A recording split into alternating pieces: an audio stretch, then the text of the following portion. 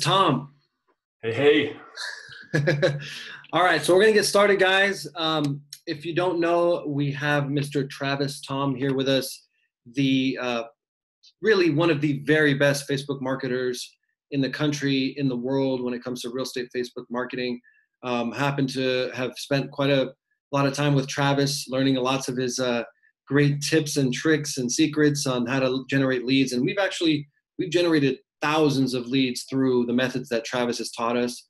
We've closed lots of transactions through the platforms that Travis has to offer. So, man, thank you so much for being with us, man. This is going to be a great webinar.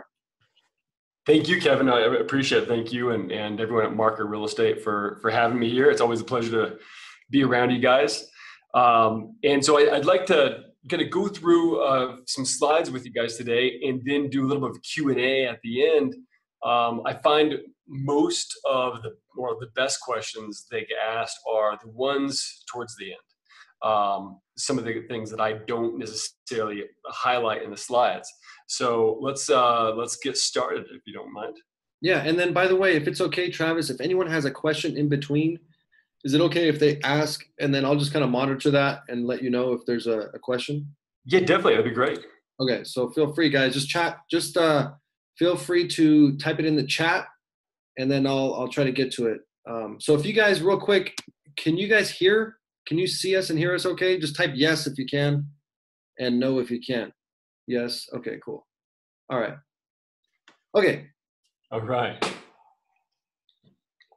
So as Kevin mentioned, I'm Travis Thom. I'm a Facebook marketing strategist for the real estate industry. I've generated, my agency, we run a Facebook advertising agency and Facebook coaching and training program. Over the past several years, we've generated over 75,000 leads from Facebook, Instagram, and Messenger. All real estate campaigns. We run campaigns all across the world, but a good majority of them are within the US. So what I'm going to show you guys today is some of what we've learned through the methodologies we've developed of running these kind of campaigns. Every campaign and every market is a little bit different, but I'm going to get to share with you some of the insights that we've learned. And I'm going to kind of start with some of the journey about where we started. So, about 15 years ago, I started in the real estate industry. When I was around 19 years old, I became a real estate agent. And I was, my first 3 years were really, really difficult. And I wasn't quite sure what to do. I first started off with the door knocking and postcards and cold calling, pretty much everything that you're supposed to do when you first start. But when I was 19 years old, everyone in my office was around 60, 65 years old, and they had their strategies and their ways. I was trying to learn from them, but nothing was really sticking. And I door knocked on about 2,000 homes. The last 2 years on that 3-year period, that was a really difficult dry spell for me. Now, I remember going to my family ranch up in the winter. It was January 14th in 2003. I was going to go tell them, because we were gathering there, that I was going to drop out of real estate, that I just couldn't cut it anymore. And this is kind of a big deal for me because I grew up in a real estate family. My parents owned an escrow company. My next door neighbor was a custom home builder. My neighbor to the left of us owned a large mortgage company. The person across the street developed large UPS buildings and would lease them out to them. And all my babysitters were real estate agents. So it was really like in my blood. It was in my life that real estate was, what brought in everything to us. So the fact that I was going to go tell my parents, my family, guys, I can't do this anymore, was kind of a stressful time. So I was cutting wood, chopping wood with my brother. That's what we did up there. And my brother was a graphic designer at the time. He was involved in some marketing and graphic design. And as we're chopping wood, I was telling him, hey, I'm trying to get the guts up to tell mom and dad that I'm thinking about quitting. And, they've helped support me here and there, getting my career started, but I'm just not doing anything with it. I've tried everything. So he said, well, what have you been doing? I said, well, the last year I've been door knocking a lot, almost over 1,000 homes. And he said, well, what else? So what are you doing when you get to the door? I said, well, I don't do anything. I just ask if they're interested in selling. He said, well, you need to have something. I said, well, the last 500 homes have actually partnered with a lender, and they had kiddie condo loans. I don't know if you guys remember, some of you might remember kiddie condo loans where a parent would co-sign with their son or daughter, and they would basically give them their credit to kind of piggyback on to get into a home. It's like an FHA loan is a great offering. But we were going to the wrong homes, right, and kind of offering that. We weren't targeting the right market with the right message. So after a couple of days of being up here with my brother, he said, let's give it one more shot. Let me help you craft something that we can package around that, because that's a pretty good incentive and offer. We just need to develop something a little bit better. So this is what we came up with, the Student and Parent Guide to Home Buying, or making those 4 years a very, very profitable experience. Now, we started with this. This was before Facebook, right? This is, the Facebook ad platform came out in 2006. Facebook was already starting to exist and get around, but the ad manager and the platform wasn't there just yet. So we were leveraging social media, but we were also building a small landing page and website for this. And what it was is that this was a guide, a print guide that we handed out to people that really went over what the mortgage process was, right? How to get into a home, or how to help your kids get into a home so you could build equity and appreciation and then sell it in 4 years or rent it out, whatever it might be, pay off your student loans. So we used this as reciprocity, as basically educational marketing. And what we found out was that a lot of people responded to this type of educational marketing or reciprocity, giving them something in trade. And what happened was we created a website around this, and we then started getting leads. People started filling it out and trickling, and what they were filling out is they were getting more information to see all the homes that were available that qualified for this type of financing. And of course, then I would email them back and say, I've got the list. We'd love to talk to you more about what we can do. So we started off with this, and we started generating leads. And I took some of these prospects to a condo project not too far from the local university. And to kind of back up a little bit here, we marketed this to a university that had about 26,000 students, and my office was nearby. It was kind of like a no-brainer. It was something I hadn't tapped into yet, but it was so glaring and obvious, I felt really stupid for not taking advantage of it because it was there right in front of me the entire time. So we started marketing to the people in the university, and we found a condo project that had qualifying, homes that would match this. And I brought a few buyers to it, and then brought some more buyers, and it ended up having about 6 different people come to this development and purchase. And the last one, we were doing a walkthrough tour, and the condo developer said, you know what, I'd like to be able to give you the entire project. And we did a small meeting there. The current sales team was there. He fired them on the spot. They weren't so happy about that. They walked out. And then he said, you got 4 months to sell the entire building out. So I ramped up the marketing on that lead generation to the landing page about, making those 4 years really, really profitable. And we got more leads, and we sold the entire building out in 4 months. And then from there, it kind of cascaded into another development. And then some other developers kind of picked up on what we were doing.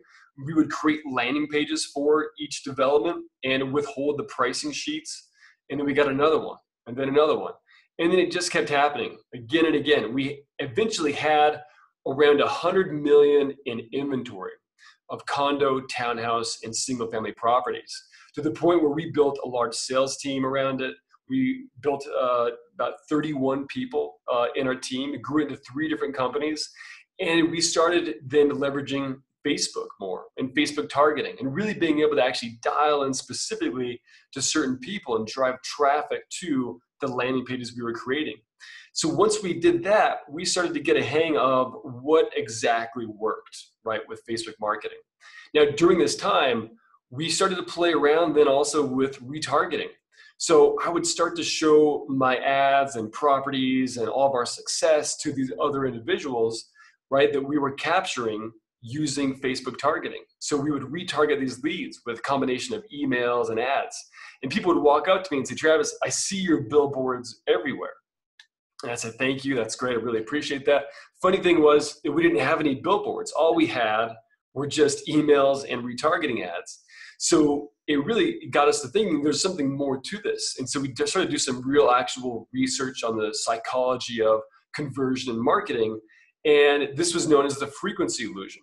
The frequency illusion is basically built off of the fact that if you start to see, let's say an Audi, you're shopping for a brand new Audi, and you see the same make and model then in the parking lot at the movies or in the grocery store parking lot or on the street, wherever it may be, you start to really see it again and again. Well, and then when you see an ad for it, like a magazine ad, it becomes that much more impactful and relevant.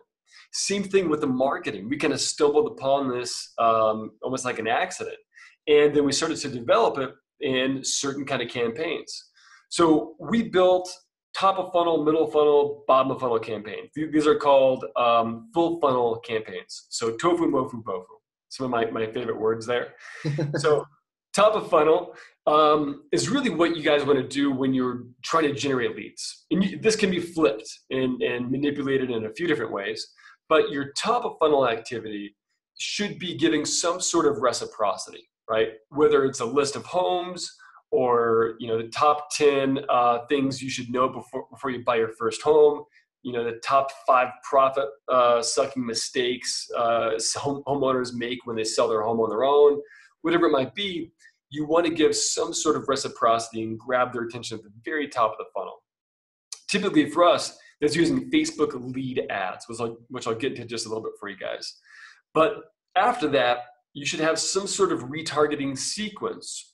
If it's just one ad or if it's several, you need to be able to use some sort of retargeting campaign to show those individuals after the fact that either you are the authority figure in a market. You can do that by using testimonials, or your company's growth and size, that you have sold over 2,000 homes in the past 5 years, or that you're number one in your market, whatever it might be, or Zillow testimonials. Positioning yourself as social proof is going to create that affirmation that you are the right choice, right? You're the right solution. Many of you have probably gone online and bought or almost bought something, right? A pair of boots or whatever it might be. And then you see an ad for it again and again and again afterwards. And then you might see, an ad for the company and other different products they have. Very similar kind of methodology, except with this, the psychology of it is really positioning you as the authority figure in your marketplace. And it's called priming and reminding. And it's a Facebook methodology that they created, where you prime them at the top by interacting with some sort of ad or blog post or video.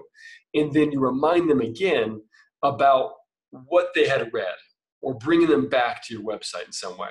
Then the bottom of the funnel, really that's geared towards an invitation to act. And that could be through text messages or emails, whatever it might be.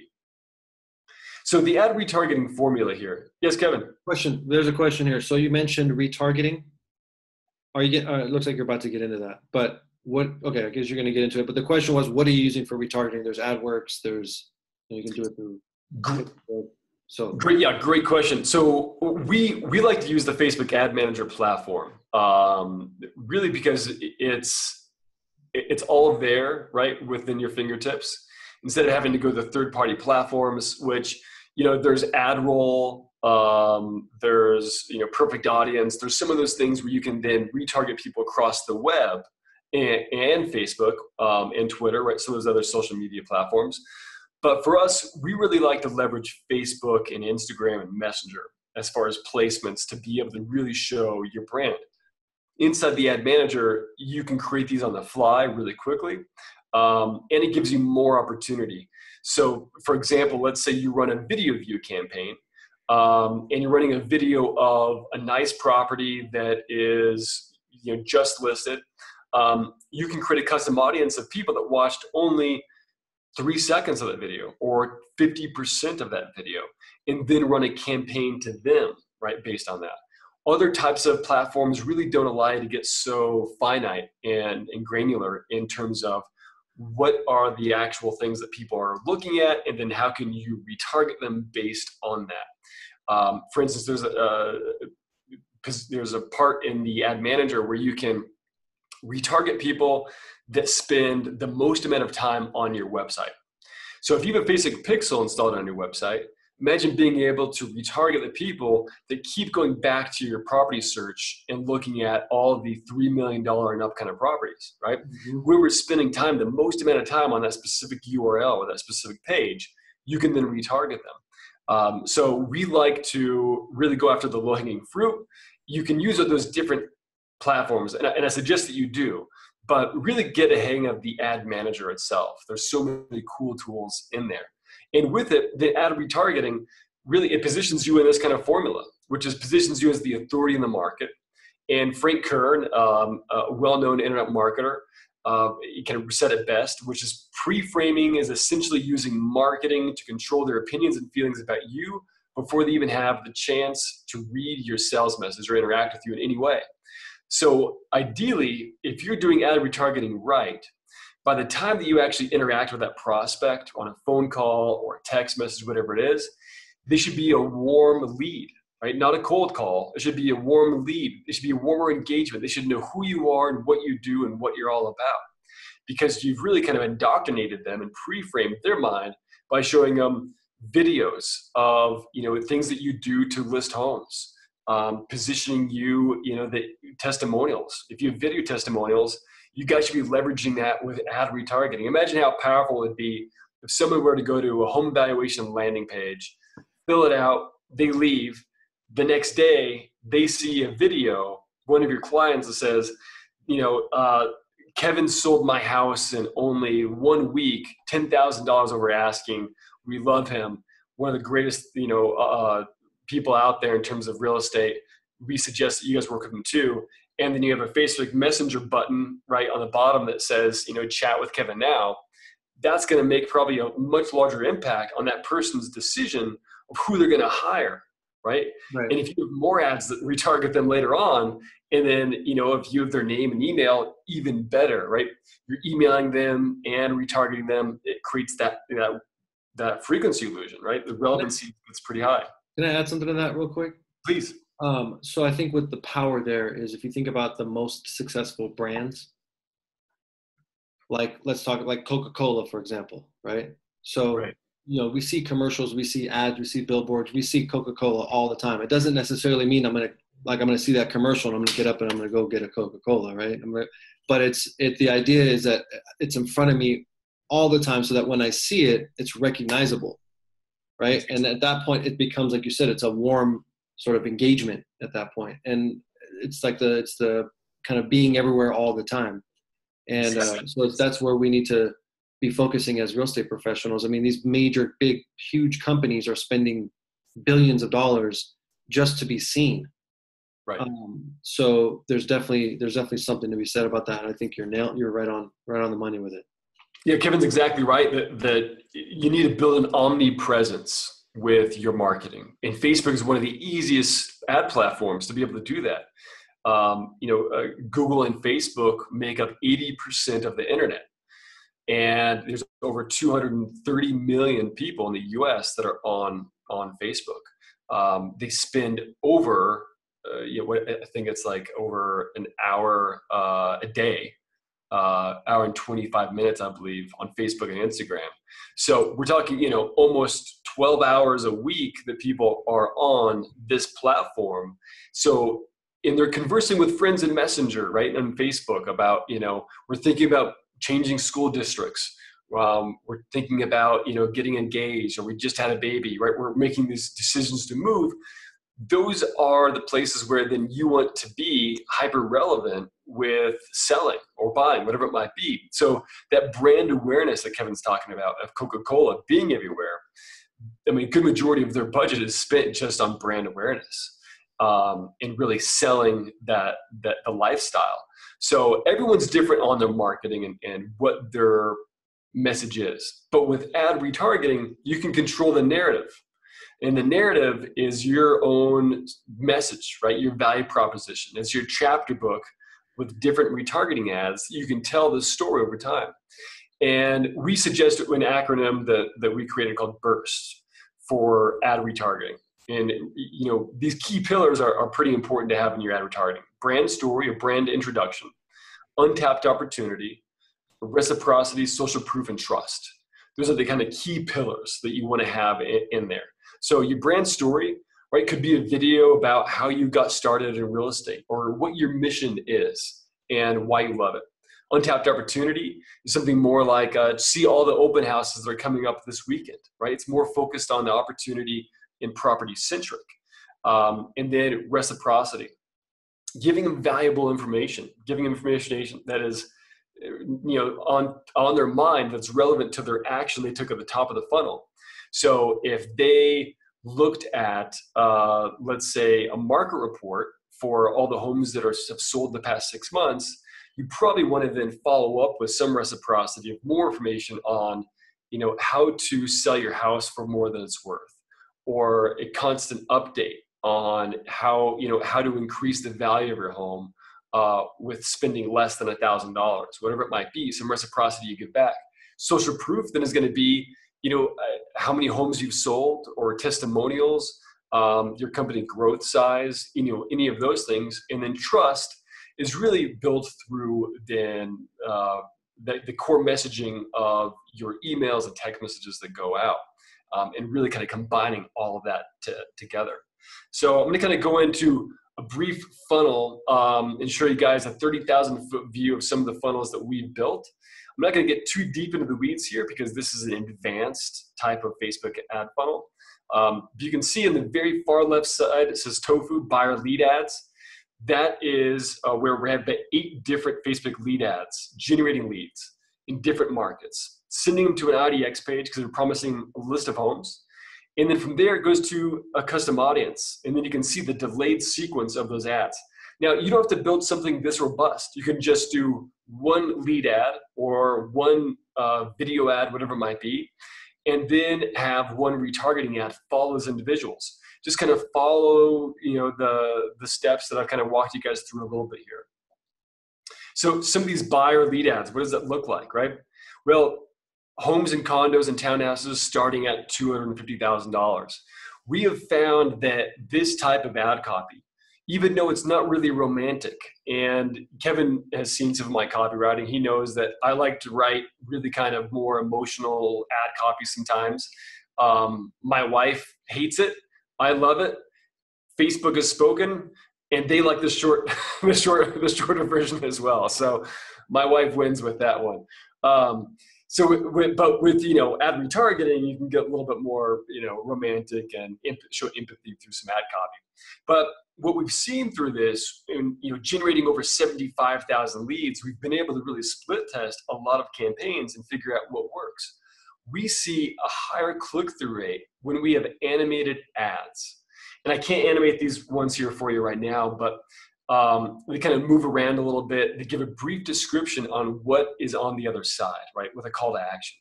Now, we know there's been studies like Consumer Acquisition is a company that did 100,000 Facebook ads. They studied 100,000 ads, and what they found out was that the ad image, the ad creative, is responsible for up to 90% of the campaign's performance. So if you're going to have all the eyeballs on there, you want to make sure that you either have some sort of call to action or hyper-relevant landmark to the market area that you're in, and a brief summary of what it's about, right? So you can see on the far right one, it says, realize your dreams, affordable and attractive homes, download the list today. The only change there is just the background image changes from kitchen to living room to kitchen to living room. And that gets a really high click-through rate. And those are some kind of basic top of funnel ads for you guys. Quick question, Travis, is that done all within Facebook, or is there a third-party platform that you need to use to create those ads? To create the animation, our ad agency does that. We create those animated ads. There's some clients that we have in our Facebook coaching and training program where they get access to our ad design team, and they can order an unlimited amount of animated ads. We have actually about 75 different variations of these ads that they get to download and use. Nice. But inside the Facebook ad platform, you can create the Facebook lead ads. Yes. And it's not, if you want to do it on your own, there's tools like Snappa, or Canva or PicMonkey. We can just create an overlay. It's not going to animate it. It's just going to have a static image, which also does work, but we've seen a higher click-through rate, and basically higher engagement when we use animated ads to some degree. Got it. Same thing here, kind of showing you some variations there and kind of funnel recap. We won't get too deep into it, but showing you the 30-day middle funnel ad sequence. So we've got 4 ads here. Each one is retargeting individuals that came from the top of the funnel. So this is going to be more in a 10-day window or 5-day window increment. So just going to give you an idea here. Days, looks like we don't have days 1 through 10 here, but we got days 10 through 20, 20 through 30, 30 through 40. So every person in that funnel is going to see one of these ads once a day, every day for 10 days. And then they're going to see the next one and then the next one. I had to black out some of the branding here because these are actual real ads for some of our clients that we have in our advertising agency. But they give us permission to kind of show you some of the ad copy and some of what we're doing. So just a snapshot on their campaign, but kind of show you that what you can do is have these ads that are dripped out almost like a drip email campaign that are dripped out to these individuals, right? Taken through that indoctrination process. Same thing with here, days 40, all the way to 70. So the goal with this is to really keep in front of them month after month, every single day. And most of these campaigns using lead ads are built for about a 90-day stretch. So that way, in 90 days, these individuals are going to see you and your brand several hundred times, right? You're probably going to have several hundred impressions per lead. So they should know exactly who you are when you're following up with them. So there's a question here, Travis. So we're thinking about numbers and conversion and stuff like that. What kind of response are you getting on these ads? Great question. So with that kind of response, we typically see a higher conversion rate. What we're looking at is when people start to see your ads and they see different ads, right? And different ad creative and messaging over and over again. At the same time, you're following up via text and email. We then see about a 4% conversion rate. But every conversion rate is a little bit different, right? The conversion process doesn't start in Facebook. It doesn't start with the campaign that you're running. The conversion process really happens the moment that you receive the lead and the notification of the lead. Now, you have a few different choices and opportunities there. Within the first 5 minutes, you should be sending a text message to those prospects. I hear a lot of agents say, well, I generated 300 leads and not a single one of them, talked to me or closed, whatever it is. And we ask, well, what was your follow-up campaign? What did it look like? Mm-hmm. Well, about 24 hours later, I kind of went through the list and I started emailing a few of them and I made some phone calls. And then what do you do after that? Well, I put them on a drip campaign that goes on for about 6 days and then I didn't follow up, right? Well, that's pretty typical. We hear a lot of that. But with Facebook leads, you really need to be able to convert them with long nurturing, but you need to engage with them within the first 10 days, rapid fire. You really need to be in front of them a lot in this first 10 days. And here's why. Imagine this. So we're targeting people on their phone and they're looking at their website. They've been captured through a Facebook lead ad. Now, and just to kind of let you guys know, 90% of the leads we capture are on mobile. So they're on your website, they're looking at the list of homes, and then 2 minutes later, they get a text message, right? They're on home number 5, looking at, photo number 6. They get a text message that is asking them if they found any homes that they'd like to see. And by the way, there's an open house, coming up this weekend. Do you want me to send you a list of open houses? That is hyper relevant in that moment. If you wait 2 days later, they're picking up the kids from school. They're at the dentist, right? They're, off doing something else. Their mind is completely shifted. They're in a whole different realm. They don't know who you are. And they most likely are probably not going to want to engage with you. So this first 5 minutes is really precious because that is when it's timely, it's hyper relevant, and you can connect with them, right? And get them to, communicate back. After that, you're going to have a good portion of them that are going to convert within probably the first 90 days. They're going to communicate with you as you're generating these leads. But the first 10 days, you need to be sending out text messages, emails, voicemail drops, phone calls, and you can automate all of this using call action, agent legend, Lion Desk, right? There's some great CRMs and softwares that do all of this for you. You just got to program it. And that first 10 days is precious, but after that, it's pretty critical. And just kind of keep this in mind. So Loan Depot, you guys have probably heard of them before, and Quicken Loans. These companies spend millions of dollars on Facebook ads and Facebook leads.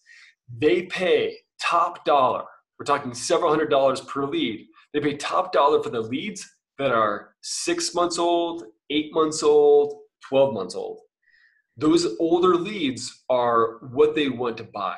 They'll pay top dollar for them because those are the leads that are ready to pop, right? Those are leads that are ready to harvest because they made a decision, well, in that time frame, but they raised their hand 8 months ago by clicking on an ad and saying, you know what, I'm kind of interested. And then that decision cycle, they've been making, plans, they've been doing changes. Now they're ready. So those companies are going straight to the older leads and buying them. Now, kind of keep that in mind when you're doing your nurturing, that you need to really nurture these leads for a long time and build that pipeline. The leads that you are generating today are the ones, we're in August, right? So the leads that you're generating this month are the ones that you're going to be closing this winter. Right. And then the rest of them are going to be closing in the spring. So, if you don't have any leads right now that are closing, well, you just got to keep plugging away and build that pipeline for the future. And we typically see that most of these leads are converting at the 4 to 6 and 8 month mark. Mm-hmm. That's where a lot of people give up, is they give up after 12 attempts. Right. Those 12 attempts are typically right within the first 30 days. And they go, you know what, these leads aren't serious. Well, they are, but they're just not ready. And they need to be retargeted. They need to be nurtured, right? And Facebook is so smart that it can predict which individuals, right, with its algorithm and its data that it collects online and offline based on your behavioral habits, websites that you're looking at, apps you're downloading, email conversations that you're having, conversations in Messenger. It can predict what you're going to purchase or do in the next 6 months. So that's why a lot of these leads are being we're fishing upstream.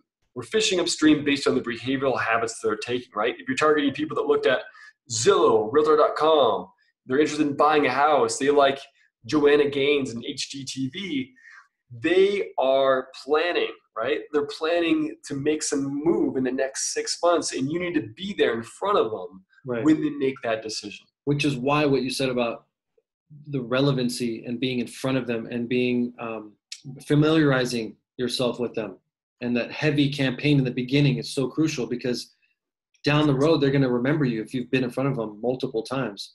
And here's the other thing, you mentioned something I think is very, very important. 12, you said most agents, I don't know what the percentage is, it's ridiculous, like over 90% of agents according to NAR. I could be off on this statistic, but it's really high. The majority of agents quit, I think it's well before 12 attempts. It's actually, I think it's like right around 1 or 2, right? And it takes about 12 attempts to convert someone, to get, create a relationship. So to me, what that says to me is that is a huge opportunity for us that are willing to take those steps, those additional steps that are necessary. Why do most agents fail? Why? Because they don't take those steps. They're part of that mass, the majority of people that quit. So the difference is between the person who's going to make it and not make it is the person that's got the will to continue to make those attempts and take those at-bats. And one last thing, which I think is also very important, why those leads later on tend to convert more, is because when a new lead, a person, a human being, we call them leads, but they're actually people, make an inquiry, there's a good chance they're probably inquiring at other places too, right, Travis? Oh yeah, right. So there's a good chance there's other agents calling them too, right? But since most agents quit, after 2 or 3 attempts, how many agents do you think are really calling them at 6 months, 8 months out? Right. Not hardly any. So if we're the ones that are there and we've familiarized ourselves with them with those heavy remarketing campaigns that you're talking about, it's a warm lead at that point, and there's no competition. So I mean, you're spot on, man. I just wanted to point that out. No, Kevin's exactly right that when you are generating these prospects, that first 10 days is really more about breaking the ice in building that awareness, so that after that, when they see an ad from you or they see an email, they go, oh, right, that's so-and-so with XYZ Realty. And I know that they, tried to reach out to me when we first started, which is really important to break the ice in those first 10 days. So the rest of your automated follow-up and your phone calls, whatever else you're doing, is impactful, right? And that it's relevant. And like Kevin mentioned, these ads are also visiting on average 4 to 6 other websites. And those 4 to 6 other websites are your competitors and Realtor.com and Zillow. So who else is building these kind of retargeting campaigns that go on that long? I can tell you, not a good majority of those individuals, right? A lot of them are not doing anything with retargeting. And it's one of the low-hanging fruits that you guys can really leverage there. So kind of a quick overview on how Facebook actually, how they rank ads based on total value. This is Facebook's own internal formula that they use to really estimate what ads should get ranked higher in the Facebook newsfeed to the specific audience that you're targeting. So there's something that's called BEAR. So BEAR, think of a big, mean, grizzly bear. It stands for bidding, estimated action, and relevancy. So the advertiser bid, when you go into Facebook, it's a bidding and auction platform. So you need to bid appropriately for that audience. A couple of days ago, I was auditing someone's Facebook ad account. They reassured me, before we got on the phone call. They said, I've been doing Facebook ads for a couple of years now. I'm a pro at it, know exactly what I'm doing. I said, all right, perfect. Let's take a look, because they were having trouble with the campaign. Well, they were targeting 2.5 million people, and they were spending $8 a day. Now, if you don't know, that's not the right way to do it, right? We need to be spending $10 per 100,000 people. That's what Facebook really kind of looks for.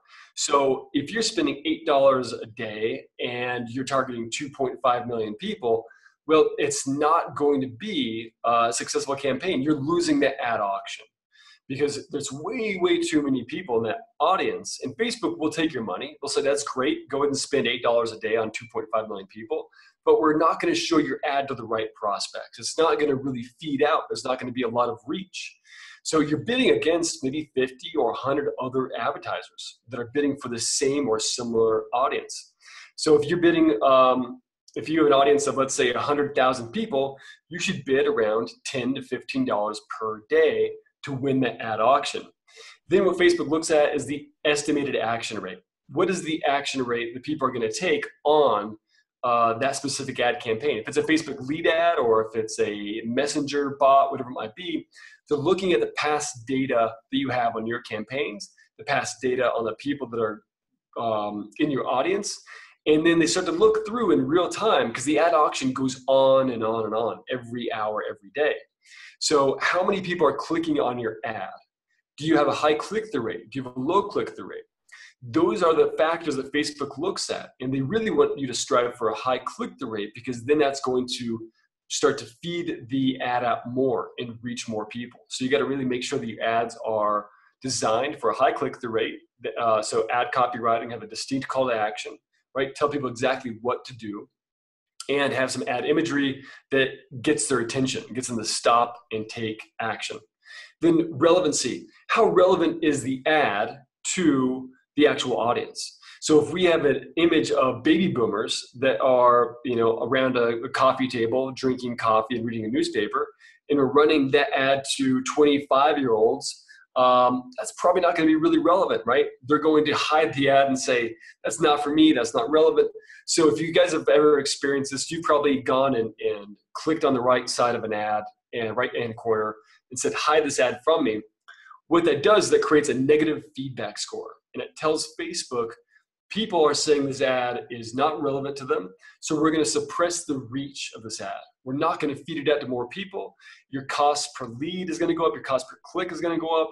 And then it's then going to slowly have basically a slow death over time.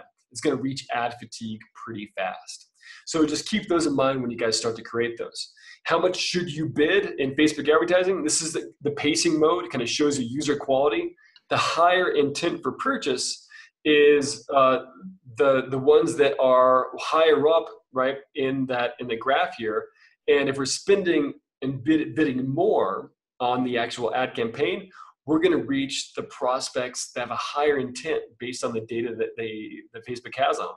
If we're only spending, let's say, $3 or $5, well, then we're only going to get the prospects that are going to fill out the form or become a lead, but they're probably not the right prospects. They're not the best quality. And you guys have probably experienced that. The leads that don't call you back, or they say, my kid filled this out, or they tell you to screw off, right? Whatever it might be. Those are the ones that enter in like the really nasty email name to you.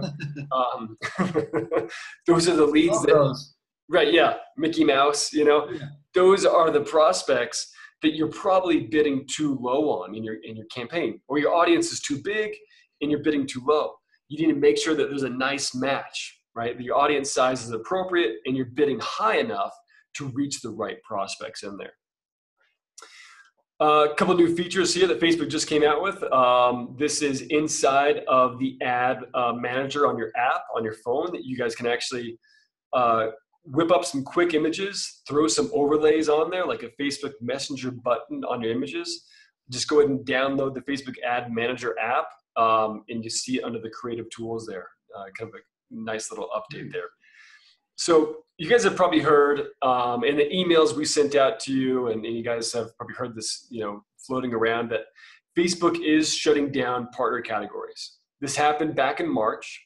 And what partner categories is third-party platforms that are like Axiom and Datalogix, Experian, these companies that Facebook was buying data from, specifically homeowner data for the real estate industry.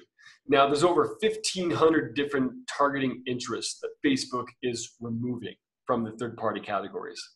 And some of the big ones are, likely to move, recent home buyers, homeowners, first-time home buyer, income, right? All of those. Now, we see this as actually a really big opportunity, not necessarily as something that you should be afraid of or abandon. A lot of real estate agents out there don't know that this is being removed, or they do, and so they're deciding to just give up, right?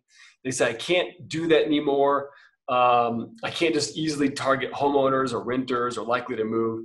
And so they're not going to run campaigns. What's going to happen is those agents are going to be left behind in the dust, right? Those are the ones that are going to struggle with their campaigns, and they're just going to give up or just not use it at all. And then there is the opportunity for you that really want to invest in yourself and actually learn and educate and take that step forward and say, you know what? I'm going to find a way to circumvent this and actually use it as an opportunity and dominate your market, because there's going to be people that are actually going to stop because they don't know how, right? So what should we do? So we need to really figure out what are the next steps. How do you create a better strategy, a better targeting strategy? So here's a few different things that we've been doing. And to kind of let you guys know, in our advertising agency, the same month that this came out, as soon as that news came out that they're removing those, we stopped using them. We stopped using any third-party data. So for all of our clients, we did different targeting strategies because we knew that we had to move fast and that we had to be the leaders and know exactly what works first. So we have spent over $25,000 in the past couple of months testing out different strategies using these. So I can show you guys exactly what this looks like. Yeah. So one of the gold standards for us is creating a lookalike audience. If you have past leads or past clients that are homeowners, so what you want to do is you want to take a list of all of your past homeowners, or if you have a list of current homeowners, however you got that data. Kevin, is it Cole Realty that you can get a list of homeowners? Yeah, Cole Realty, there's Landvoice, Vulcan 7. Yeah, perfect. So you can get a list from those companies or a list of verified homeowners from your past client list. It's really important that this list is quality, right? Quality list of the people that have actually taken action and that are verified as a homeowner. And how many do we need? What's like the minimum amount of people? The minimum amount is 100 people in that audience. Ideally, you want to have 1,000 people. So, the more data you have to give Facebook, the better it's going to be. But at a minimum, 100 people, a gold standard for us is like having around 1,000 people in there. But if you only have 125, that's okay. You're still going to get some really good data. Here's what Facebook does. We upload that into a CSV file. We upload it into a custom audience. And once we have the upload as a custom audience, then we go and we create what's called a lookalike audience. Facebook is then going to find 2,000 different data points on these individuals. Now, I can only name maybe 3 or 4 key attributes about me, but Facebook knows over 2,000 different data points on each individual in that list. What it's going to do is it's going to scour and find all the other people in Facebook throughout the US, the entire nation. It's going to then make a data match and say, we found other people that are very similar in like kind, that own a home, right? Key attributes and psychographic, right, profiles. They own a home, they make this much income, they are in this life stage, right? Or they plan on moving, whatever it might be.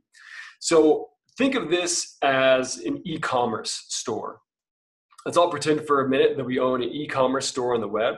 We have a necklace that we've been selling that is $300, and we've sold it to over 1,000 people. But we want to find more people, right? We want to find more people that will buy that exact necklace.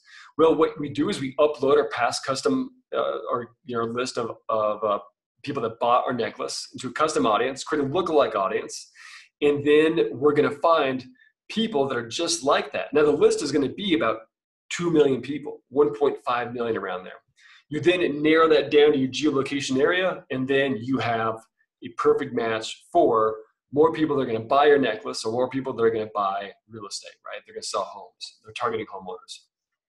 Now, we have until October, because it's the first 2 weeks of October before they remove those targeting interests. Now, what we've done is also get our clients to run video view campaigns. So run a video view campaign with a short video, 15 seconds, 20 seconds, whatever it might be. Run that to the audience of people that are likely to move and that are homeowners. And it's important that you say they must match, right? On the include part, so you have people on the very top, detailed targeting, homeowners likely to move, and then below that, target people that must match, also homeowners are likely to move. So it's a perfect marriage of the two. If you don't have that bottom one, you're going to get renters and other people in there. Run a video view campaign to that audience, and then anyone that watched 3 seconds of that video, create a custom audience from that, then create a lookalike audience of that. So then you have a lookalike audience of all those people that match that similar data. Now, another tool that we've been using is called Reach Matters. And Reach Matters is a free software that you can go in. What we did is we started to brainstorm what do homeowners use as far as apps, right? What do they download? So insurance, we have EDT, Alarm Company, Nest Camera, Home Advisor, Angie's List, Lowe's, Costco, right? Those things that the homeowners usually use. You can go there and then basically it shows you the users that are on there. You can download that, create a custom audience, and then create a lookalike audience of all those homeowners that use that on a national scale, and then pare it down to your market area, right? Geographic area. Here's some very basic first-party data that Facebook gives you. So we don't suggest using all of these. Just pick, your top 5 or 7. Don't go overkill on it. but for whatever fits with what you're doing. So people that like HGTV, home renovations, 8 out of 10 homeowners make at least one major repair on their house before selling it, typically about 4 to 6 months before they sell. So are they going to Home Depot or True Value, or are they interested in shows like HGTV or HGTV remodels, Fixer Upper, right? Relocation Personal, Pottery Barn, Mortgage Calculator, all of these types of things, right? Basically build that homeowner targeting list. So play around with a few of those. You guys are going to find some interesting stuff. Do we have any questions that I should answer? We had a question that I answered. It was, where do we get the data from? The contact for lookalike audiences. I mentioned also, if you're pulling expired data, you can create a lookalike audience with expired contacts, and those, that's a really great targeted audience right there. Yeah, exactly, and build a lookalike audience of that. Those are people that are probably in that life stage of wanting to sell their home soon. Yeah, and then you can start targeting them with ads that are related to why their home maybe didn't sell. Right, exactly. That's like a perfect messaging match, right, to the actual targeted audience. So I'm going to run through a few different ads for you guys to kind of go over what ads have been working really well for us. This is kind of a boilerplate, typical buyer list of homes under X amount. You just need to swap out the city name. We always find it's important to add the actual market name. We get a higher relevance score and a higher click-through rate if we actually name the actual specific market that we're going to run this in. This is a buyer list of homes, on average $4.30 with some of those leads. Market report.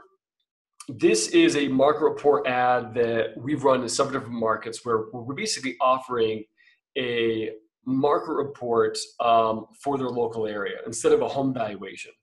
Now, we approach this as a macro to micro kind of thing. We know that some homeowners, they don't want to have to go through the process of a home valuation ad, go to a landing page, fill out their information.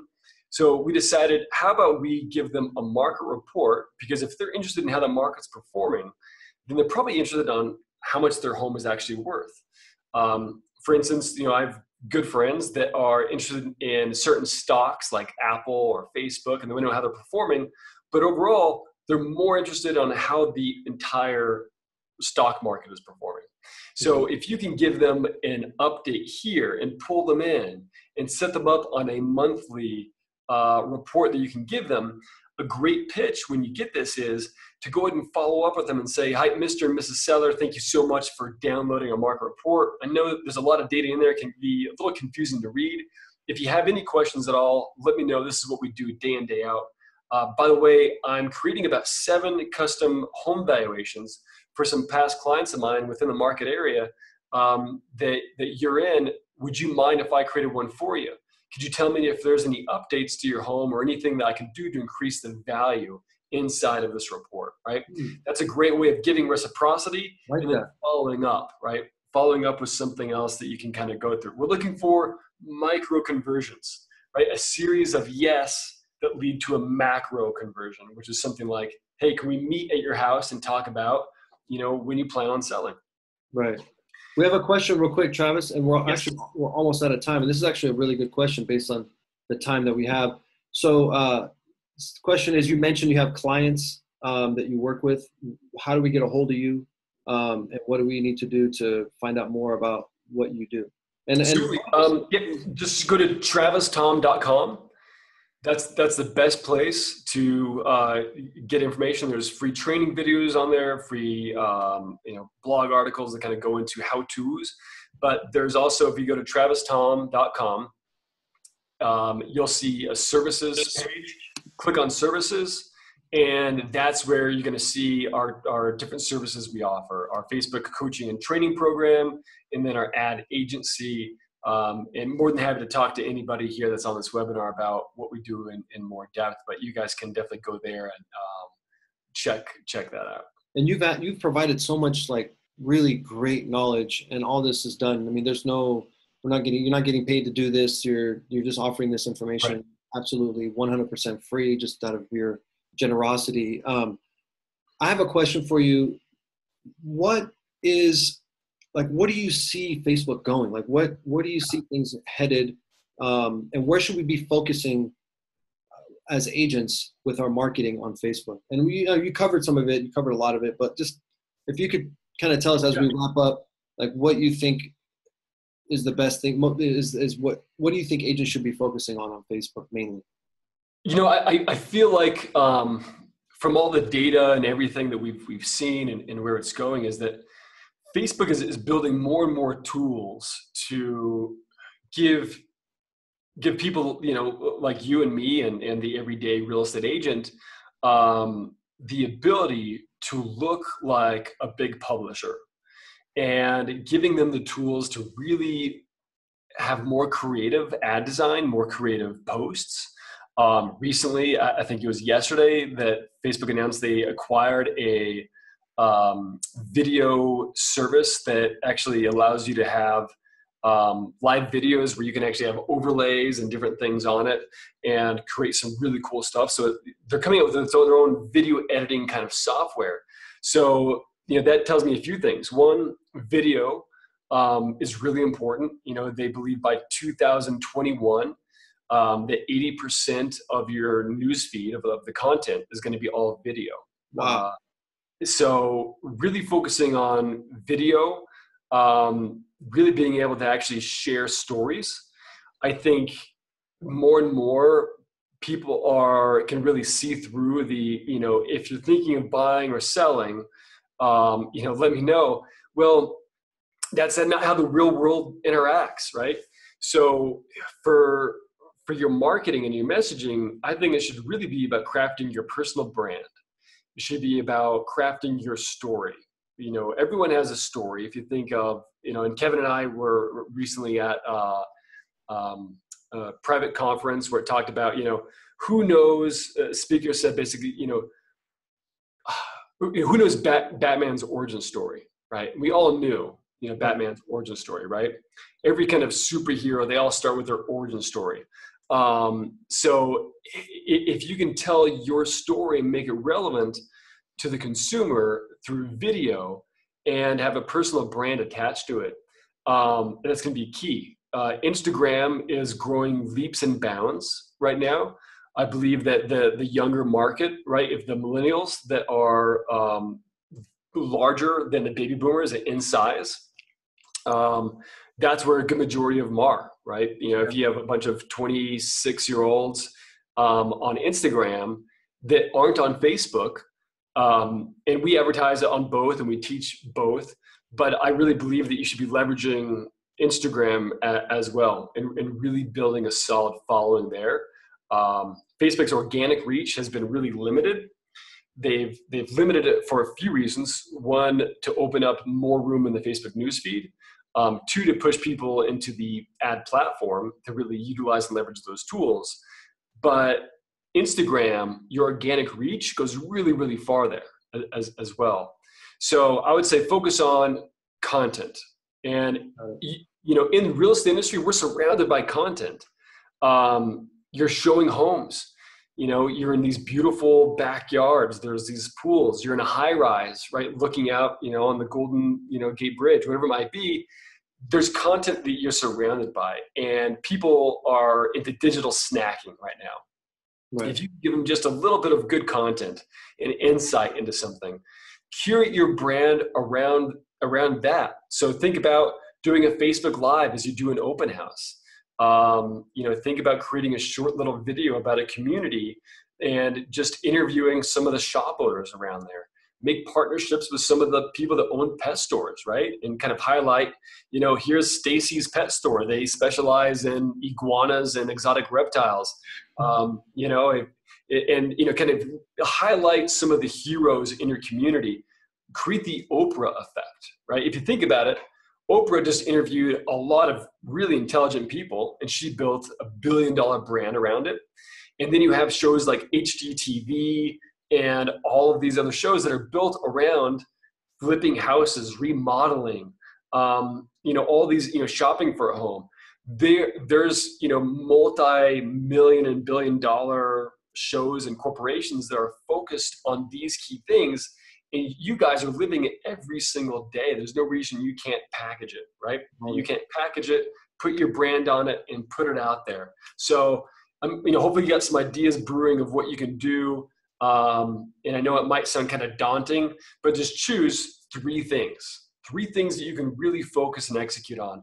And there's one thing that I'm going to challenge my Facebook coaching and training group pretty soon on that I've been doing is create one video a week and put it out there. One video a week, no matter, what the content is. If it's just your thoughts, if it's you walking and hiking down a trail, you going to a construction site, whatever it is, one video a week for, basically for 6 months. And I want you guys to try and do the same thing if you can. Push past any of your, self-doubt or limited beliefs. We all don't like the sound of our voice, when we play back on recordings or video. We're not all pleased with the way we might look. Just, get past that. Yep. Get past that. Right? You got to put yourself out there. And I've generated more business for myself just doing one video a week in the past 6 months than I have through different alternative kind of marketing things. Try and do that. And when you do, put it on your business page, create your own business page, and create one personal video, but then also post that same video on your business page. And then when you get people to like and comment and share on it, then you can take that same post, same video, and run it as an ad. Run it to all your past leads. Run it to your past clients, right? Just take that content and repurpose it. And that's going to build this more awareness about you, and just make that a habit. Just keep doing that. So good, man. That's just such a great call, Travis. Some amazing ideas.